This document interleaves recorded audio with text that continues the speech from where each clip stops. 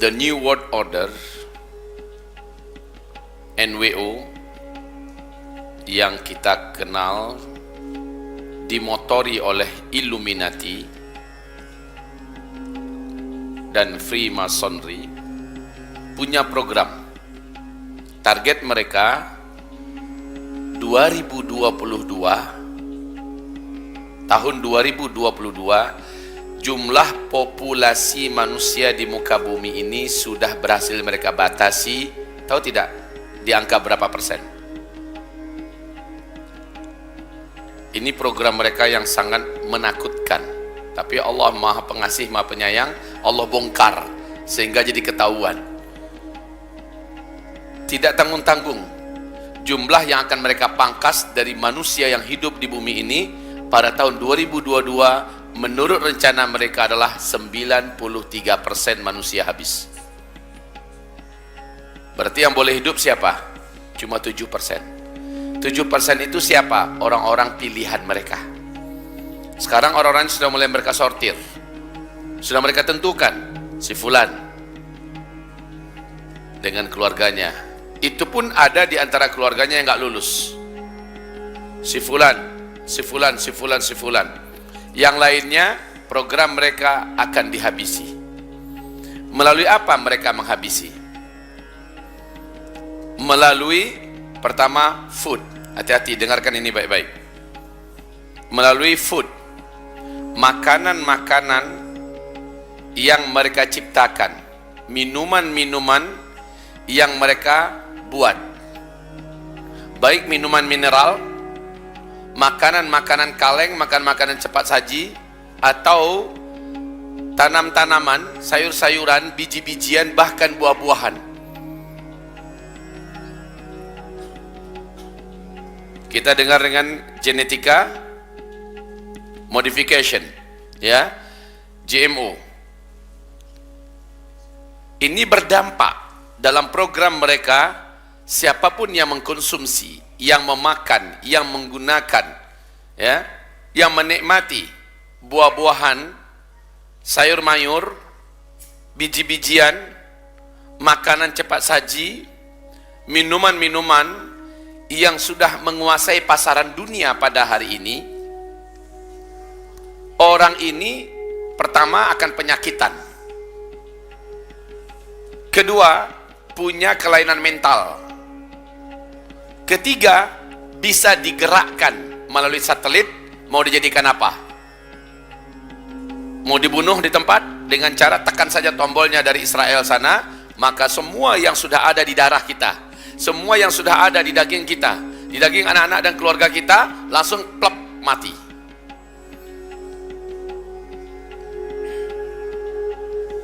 Luar biasa yang mereka lakukan kepada kita, dan ini kepada umat manusia. Mereka nggak pilih-pilih ya, Muslim saja, tidak. Pokoknya dalam program The New World Order, program mereka yang boleh mengisi dunia ke depan hanyalah orang-orang mereka saja. Kalaupun ada orang-orang di luar mereka yang mempunyai loyalitas untuk mereka, hanya kalangan tokoh-tokoh dan keluarga pedagang-pedagang sukses dunia, para pemimpin-pemimpin yang memberikan sembah sujud mereka kepada Zionis internasional. Jadi melalui makanan.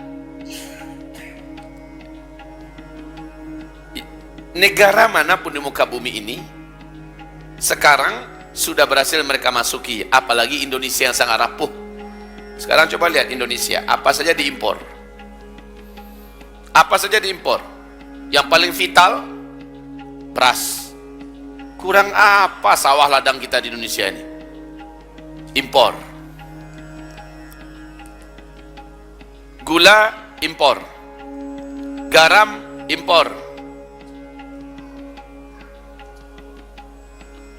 kedelai impor, bawang impor, jagung impor. Kayaknya kita ini bukan apa-apa di negeri sendiri, semua serba diimpor. Ada yang ngaku di Pekanbaru, dia punya mat muslim. Apa katanya? Sekarang kita ingin mencari beras yang asli, dicocok tanami oleh pribumi, ternyata dibatasi. dibatasi tidak boleh lebih dari 1 ton, bahkan hanya sampai di angka 600 kilogram saja boleh dibeli. Ini akan dibeli oleh lapisan masyarakat luas kepada muslimat ini. Ditanya kepada toko-toko pribumi lainnya juga sama, sangat dibatasi. Tapi siapa yang mau beli beras impor, berapa mau dikasih? Ini akan berakibat kepada apa? Terpaksa kita mengkonsumsi. Ini dulu yang masih masalah, bukan masalahnya ini impor atau tidak, tetapi masalahnya sekarang bukan hanya mematikan ekonomi pribumi kita, para petani dan sebagainya. Di dalam beras-beras impor ini kita wajib curiga besar. Alasannya apa Ustadz? Alasannya firman Allah, alladzina kafaru yufsidun wala yuslihun. Orang-orang kafir itu program mereka pasti untuk merusak. Wala yuslihun, mereka tidak mungkin melakukan kebaikan. Ini yang Allah yang membantah. Asal dia orang kafir, dia memproduksi apa? Kita wajib curiga. Sufyan Ats-Tsauri mengatakan kalau orang kafir melakukan sesuatu, apakah sesuatu itu biasa atau terkesan agak baik sedikit, kamu wajib mendatangkan 1000 lebih alasan untuk berburuk sangka kepadanya. Kata siapa tadi? Kalau orang kafir yang melakukan sesuatu dan itu umpamanya dianggap sesuatu kebaikan, wajib curiga.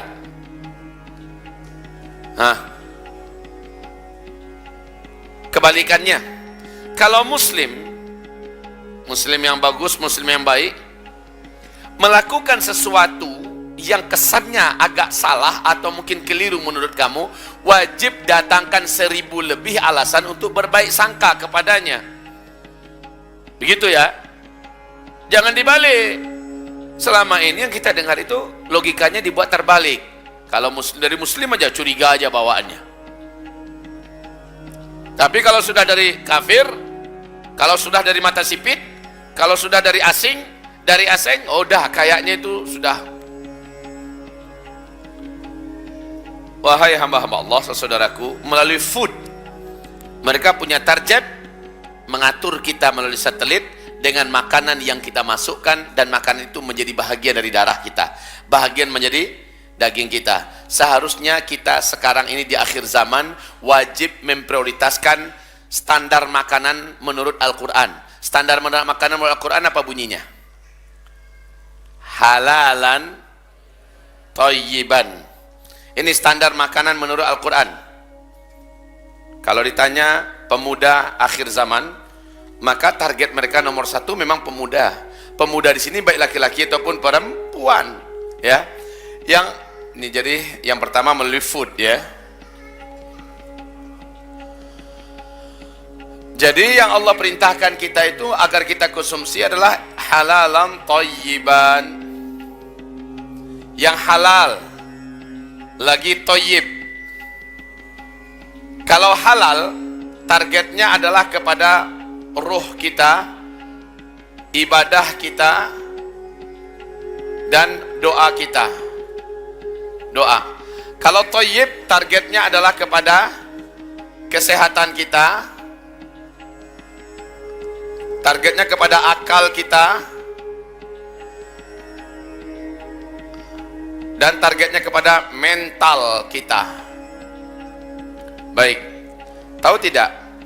Makanan-makanan yang punya kandungan GMO, buah-buahan, sayur-sayuran, bahkan ikan-ikan yang bukan ikan laut ya, yang masih agak steril sekarang ini adalah ikan-ikan laut. Ikan-ikan tambak ya, ikan tambak, ikan kolam yang sudah mengandalkan pelet. Apalagi lele yang rata-rata dipelihara dan dikasih pelet. Ayam yang sifatnya unggas rata-rata mengandalkan pelet. Bahkan binatang berkaki 4 sekelas kambing, sapi, kerbau, apalagi yang mereka ternakkan ya, yang diternakkan sekarang ini rata-rata mengandalkan makanan-makanan yang mengandung GMO. ketahuilah bahwa kandungan ini sangat-sangat berbahaya di segi mental. Di segi mental, apa yang terjadi? Di dalam kandungan makan itu sudah dimasukkan hormon yang bisa menyebabkan siapapun yang mengkonsumsinya akan mengalami penyimpangan mentality. Mengalami penyimpangan mentality, macam-macam.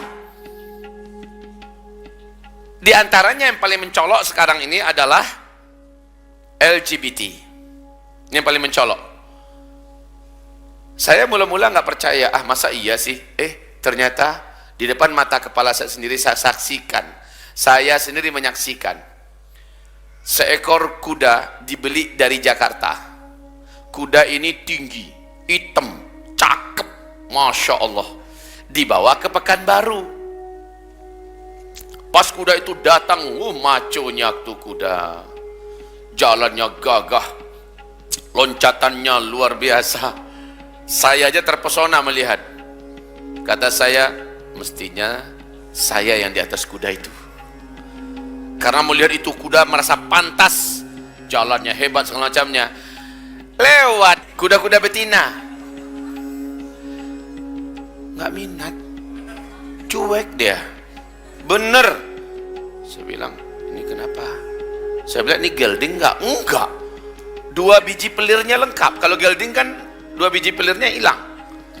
Lengkap, normal. Biasanya reaksi langsung, namanya kuda. Kan tahu aja kuda, kalau ngeliat cewek langsung cewek, kan gitu kan? Langsung tanda kelelakian kejantanannya muncul. Nah ini enggak. Dia cuek bebek aja, lewat dekat-dekatnya dia biarkan aja. Agak curiga sedikit sih. Tuh, kenapa ya gitu? Salah satu kuda-kuda jantan lepas. Oh, semangat dia ngeliat kuda jantan itu, dikejarnya. Saya pikir kuda jantan itu mau diajaknya kelahi. Ditindihnya. Waduh, kuda LGBT, saya bilang.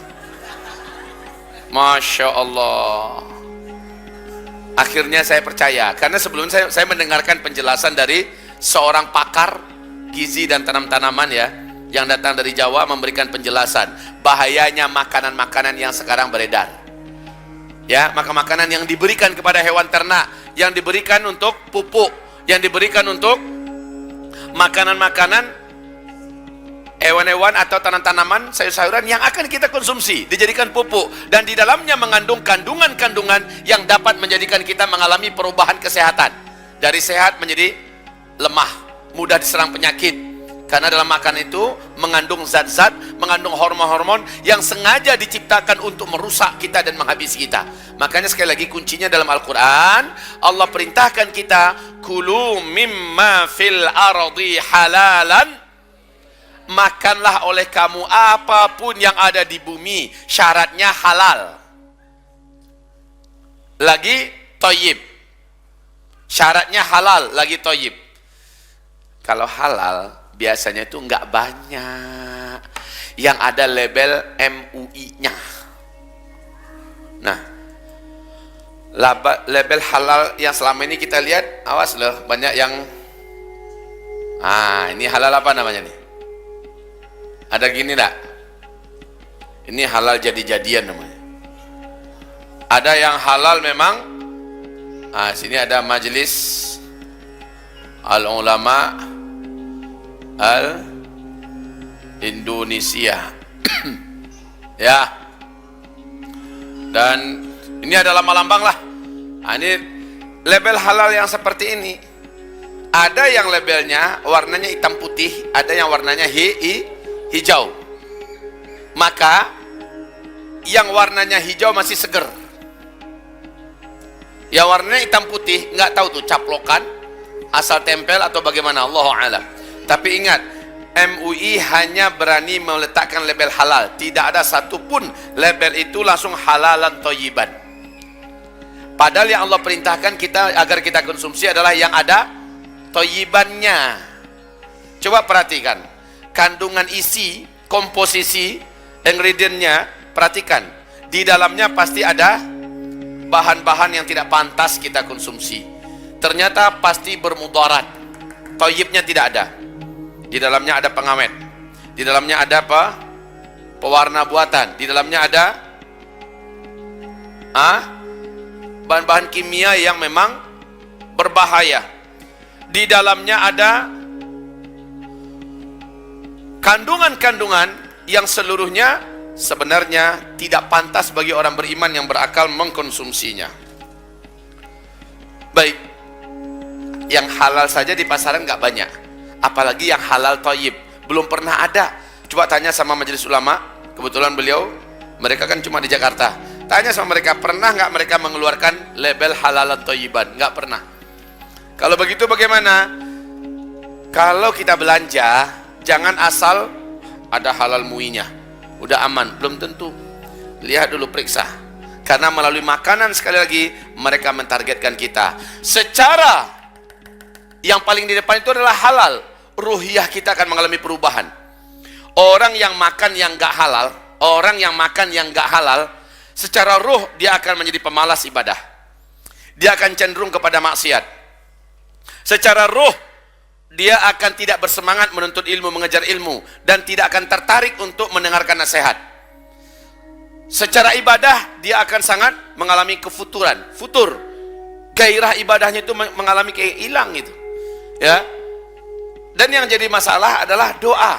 Doanya tidak akan diterima oleh Allah ketika dia makan yang tidak halal.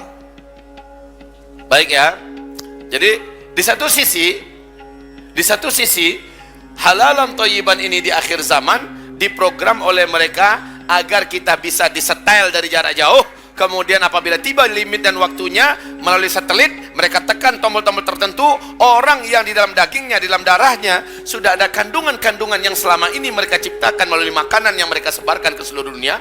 Maka makanan kaleng, makanan cepat jadi, atau makanan dari bahan-bahan kimia dan pupuk-pupuk kimia yang berbahaya, dan kita konsumsi sama bertahun-tahun, atau melalui vaksinasi, melalui imunisasi, melalui suntikan-suntikan dan sebagainya. Masya Allah. Ya, jadi mereka bisa selesaikan kita dengan sangat cepat. Terus setelah food apa lagi? Ya, setelah food, fun. Nah ini, mereka habisi kita melalui permainan-permainan.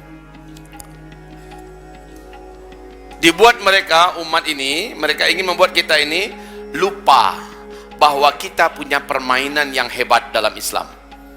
Nanti kalau kita mau dengar seorang pemuda muslim di akhir zaman, ini Islam, alif, Islam. Harusnya seorang pemuda di akhir zaman itu memiliki imanan qawiyan, iman yang kuat. Karena kata Rasulullah, di akhir zaman akan banyak orang murtad. Paginya dia masih dianggap ada iman, karena godaan dunia, karena rayuan di siang hari, dia pun ngiler, semangat melihat, lalu dia menyambut rayuan itu, murtadlah dia, sorenya udah kafir. Sorenya dia masih ada iman, karena godaan dunia, karena tantangan dunia, karena cobaan dunia, dia tidak tahan. Di malam harinya ada tawaran-tawaran, maka besok paginya dia sudah kafir. Di akhir zaman kita wajib menjadi pemuda yang kuat imannya. Iman yang kuat ini tidak bisa didapatkan di sekolah-sekolah umum. Apalagi ke depan programnya semua pelajaran agama di sekolah akan ditiadakan. Ya kan? Kalau menang, Bapak D kita ini lagi sudah berjanji pihak-pihak itu, semua pelajaran agama di sekolah akan ditiadakan. Pondok-pondok pesantren akan ditutup se-Indonesia. Luar biasa. Itu janji mereka loh. Sebuah janji yang cukup pantas untuk menjadi renungan dan pertimbangan kita. Sementara yang mampu memberikan imun, menjaga iman dan akidah di akhir zaman adalah pelajaran agama. Dan sekarang tidak bisa didapatkan di sekolah. Pelajaran cuma 2 jam 1 minggu. Dapat apa 2 jam itu? Ya. Baik, imanan qawiyan hanya bisa didapatkan di halaqah-halaqah. Nah, sekarang halaqah-halaqah ini difitnah sebagai sumber terorisme. Ya, sebagai tempat pencetakan radikalisme. halaqah-halaqah. Halaqah-halaqah itulah pengajian-pengajian yang sifatnya privat, di mana kita menamatkan kitab ini, menamatkan kitab itu, segala macamnya. Atau kayak di sekolah ada rohis namanya ya, rohani Islam, nanti adakan datangkan ustaz, datangkan guru di luar pada jam belajar yang ada di sekolah. Padahal dari sanalah kita bisa mendapatkan imanan qawiyan. Baik, imanan qawiyan menjadi mutlak, hukumnya fardu ain, bukan hanya pemuda, yang tua-tua juga wajib menuntut ilmu yang berkaitan dengan akidah. Hukumnya fardu ain. Banyak di antara kita yang hari ini tidak mengenal, tidak tahu. Coba saya bertanya kepada salah satu di antara jamaah kita. Ibu, waktu kita di Malang kemarin, ketika kita memaparkan kajian tentang kedalaman makna asyhadu an la ilaha illallah, kira-kira banyak nggak jamaah yang baru tahu saat itu, Bu? Hah? Sangat banyak. Sangat banyak yang tercenung, sangat banyak yang heran, baru sekarang dia dengar. Apa itu iman? Apa itu Islam? Yang sebenarnya ya, apa pembatal daripada syahadat? Orang banyak nggak tahu. Apa-apa yang bisa membatalkan iman? Orang banyak nggak tahu. Kenapa hari ini gampang-gampang saja Al-Quran dilecehkan? Simbol-simbol Islam yang agung dibakar dan sebagainya. Gampang saja, karena nggak tahu. Nah, kalau nggak tahu itu kata Rasulullah, ala inna ra'sal khati'ati al-jahlu. Induk dari semua kesalahan dan dosa adalah nggak tahu. Semakin dia nggak tahu, semakin banyak kesalahan dan dosa dia buat. Nah, sekarang kita kembali. Imanan qawiyan adalah senjata terkuat di akhir zaman. Muncul pun Dajjal nggak ada masalah. Jadi kita paham, tak lama lagi lah insya Allah ya, musuh bebuyutan anak cucu Adam yang beriman di akhir zaman ini akan lepas. Dajjal la'natullah alaih. Target mereka adalah semua manusia di muka bumi sujud menyembahnya sebagai Tuhan. Dan kata Rasulullah, 2/3 manusia nanti sujud menyembah Dajjal. Yang paling banyak menyembah Dajjal dari kalangan umatku adalah kaum wanita. Kaum wanita. Tapi insya Allah mudah-mudahan bukan wanita yang rajin ngaji. Wanita-wanita muslimah yang mengejar ilmu, yang taat, wanita-wanita muslimah yang menjaga diri, insya Allah dijaga oleh Allah Subhanahu Wa Taala. Pemuda-pemuda yang mau melakukan halaqah-halaqah, ya, kajian-kajian, insya Allah imannya semakin lama semakin dikuatkan oleh Allah. Islam, ini yang pertama tadi. Sin, apa? Yaitu sadidan fis suluk. Sadidan fis suluk.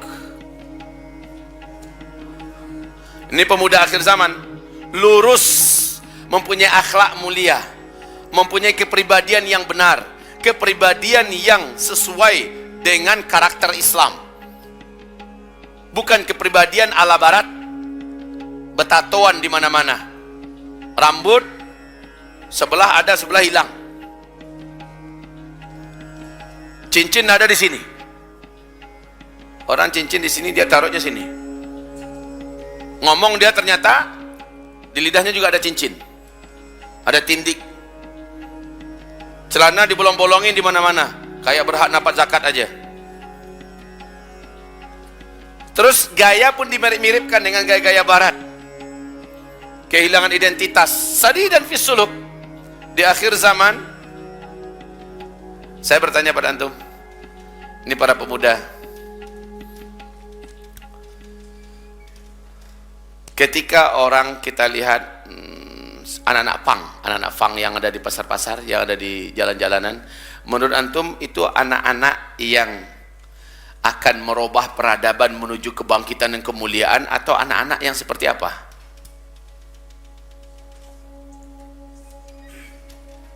Itulah anak-anak yang sudah berhasil dihancurkan oleh program The New World Order.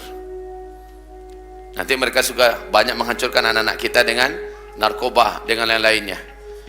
Sementara anak muslim yang mengerti akan diawasi lingkungannya, dan sekarang sangat sulit menjaga lingkungan anak-anak muslim kita. Sangat sulit. Minta maaf, tolong HP ini pinjamkan saya sebentar. Sehebat apapun orang tua memberikan nasihat, Sementara anak diberikan bekal ini. Jangankan level anak, kita saja yang dewasa bisa hanyut oleh ini.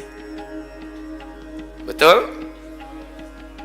Hampir di seluruh tempat di Indonesia, mau di airport, mau di terminal, mau di pesawat, mau di mana, seluruh orang punya ini. Ini juga salah satu di antara cara yang paling kuat di akhir zaman, kata Rasulullah, Dajjal mempengaruhi manusia. Tidak akan ada satu rumah pun dari rumah orang muslim nanti di akhir zaman, melainkan di dalam rumah mereka akan ada fitnah Dajjal. Inilah fitnah Dajjal yang maksudnya Nabi. Siapapun bawa, apalagi anak kecil. Anak SD udah dibeliin HP Android. Lalu anak SD itu akhirnya, kita kan tahu ya, buka sedikit, silep aja langsung muncul yang enggak-enggak. Ini tangan gatal, langsung tekan, muncul. Dia belajar merusak, dia belajar pelacuran, dia belajar minuman, dia belajar apapun yang bisa membuat hidupnya menjadi hancur melalui pintu dunia. Dan inilah pintu Dajjal. Kita saja yang dewasa nggak bisa mengendalikan. Jujurlah, bisa nggak mengendalikan kita yang dewasa? Kita yang dewasa saja nggak bisa mengendalikan, apalagi anak-anak. Anak SD, anak SMP, anak SMA. Wallahi, bahkan wanita bercadar pun banyak yang gugur oleh ini. Akhirnya dia berselancar di dunia maya, berikhtilat dengan laki-laki asing yang bukan suaminya, bukan siapa-siapanya. Sampai ke tingkat dia akhirnya betul-betul tidak lagi memakai pakaian sehelai benang pun dengan laki-laki asing itu. Ditambah dengan yang lain-lainnya. Ya Allah ya Rabbi, kemarin istri saya nangis, saya juga ikut nangis. Lalu kami berjanji, ya Allah tolong kami ya Allah, agar kami mampu menjaga anak-anak kami. Baik, ikhwati fillah, tentang ini pun sudah Nabi sebutkan di akhir zaman. Dan sekarang ini dijadikan senjata untuk pembunuh manusia menurut target mereka. Karena ini semua orang sudah punya. Ini paling efektif untuk membunuh orang, Pak. Paling efektif untuk membunuh orang. Taruh aja lah di sini, diledakkan melalui satelit, bisa tas, mati kita. Ya, taruhlah di sini, letakkan di mana bagian-bagian yang dekat dengan tubuh kita. Bukan radiasi, radiasi itu merusak secara perlahan-lahan tapi permanen radiasinya. Sementara yang paling berbahaya itu adalah ternyata ini bisa dikendalikan dari satelit. Kalau mereka ingin habisi manusia, tinggal tekan saja melalui satelit. Apapun, siapapun yang punya HP Android canggih begini, dia akan meledak. Ketika meledak, dia ada di tubuh orang, orang itu akan langsung mati. Maka bila target mereka tahun 2022 sudah 93% yang habis, mereka akan bisa melakukannya. Karena hampir-hampir tidak ada lagi orang yang tidak bergantung pada ini. Sungguh saudara-saudara, Bapak Ibu, wahai para remaja-remaji, pemuda-pemudi, kalaulah seandainya kita bisa menimbang maslahatnya dengan mudaratnya, ternyata kebutuhan kita yang paling utama dengan ini apa? Tolong jawab. Komunikasi, kan, nelfon. Betul? Nelfon, SMS paling. Kalau memang demikian adanya, maka jujurlah, cukup handphone harga 250.000, handphone zaman jadul dulu, itu memadai. Memadai. Selama ini bahasa kita untuk dengar berita, itu bahasa kita ya. Untuk apa? Untuk ya informasi dengar berita. Apa? Hah? Bohong. Kalau dikatakan untuk kajian, berapa persen sih yang dengarkan kajian satu hari?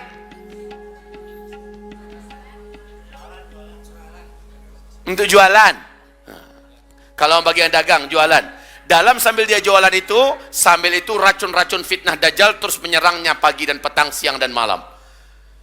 Di samping itu, ini pun kalau memang mau jualan, ini pun punya potensi untuk bisa mempercepat habisnya manusia bila menurut mereka waktunya sudah. Jadi mereka sudah mempersiapkan alat-alat untuk membunuh kita. Kalau nggak punya HP, melalui makanan. Kalau punya HP, ya melalui HP. Di samping di dalamnya ada agenda-agenda yang bisa merusak suluk sadi dan fisuluk, lurus dalam masalah tingkah laku. Banyak orang tingkah lakunya sekarang menyimpang. Ternyata mereka nontonnya dari HP. Banyak keluarga-keluarga muslim kami di Payakumbuh, Bu. Dan saya yakin di mana-mana dan kita mengalami penderitaan yang sama sebagai orang tua. Kita meratap melihat anak-anak kita sekarang ini. Tidak terkendali. Tidak mampu dikendalikan anak-anak kita sekarang. Kelihatannya bagus, kelihatannya soleh, kelihatannya solehah. Tahu-tahu dia matanya sudah melihat macam-macam hal yang tidak pantas. Hatinya sudah dibuat kotor, otaknya sudah dinodai, jiwanya sudah diperkosa oleh peradaban-peradaban Dajjal. Melalui itu. Maka kalau kita masukkan anak kita ke pesantren, pastikan di pesantren itu bebas nggak HP. Kalau katanya tidak bebas, pastikan dulu betul-betul bukan sekedar teori. Kalau peraturannya sangat ketat, siapa yang ketahuan megang HP, anaknya dikeluarkan. Berarti itu pesantren yang layak kita percayakan anak kita di sana. Sholatnya sangat dijaga. Pelanggaran meninggalkan sholat berjamaah adalah pelanggaran besar. Siapapun yang meninggalkan sholat maka akan diberikan sanksi yang sangat berat. Maka itu pesantren yang layak anak kita percayakan kepadanya. Kondisi sekarang ya, kondisi sekarang. Kita hanya perlu bertahan 1 tahun ini lagi ke depan. Kita hanya perlu bertahan 1 tahun lagi ini ke depan. 2019 adalah kemuncak dari semua peristiwa-peristiwa besar di muka bumi ini. Bentuknya apa? Bencana-bencana, petaka-petaka, pertumpahan darah, kelaparan di mana-mana, musibah dan musibah. 2019. Dari sekarang kita mulai perkuat imanan qawiyan sadidan fis suluk. Orang-orang yang memiliki iman yang kuat, karakter kepribadian yang bagus, orang ini akan termasuk dalam prioritas Allah di surat Al-An'am 158, dijaga oleh Allah Subhanahu wa taala. Yang ketiga, lam, alif, sin, lam, liyaqah. Ini alif, sin, lam, liyaqah. Liyaqah fil badan. Apa arti liyaqah fil badan? Memiliki tubuh yang kuat, tubuh yang perkasa, tubuh yang tahan banting, tubuh yang alot, tubuh yang enggak mudah sakit kena hujan, enggak apa-apa. Berangin-angin, enggak apa-apa. Lari jauh, sanggup. Berenang, sanggup. Ingat, olahraga Islam itu adalah bukan fun-fun yang dibuat oleh musuh-musuh Allah. Semua fun-fun yang dibuat oleh musuh-musuh Allah sifatnya pasti menimbulkan kepada kerusakan yang tidak kecil. Sebutkan fun-fun apa saja? Bukan.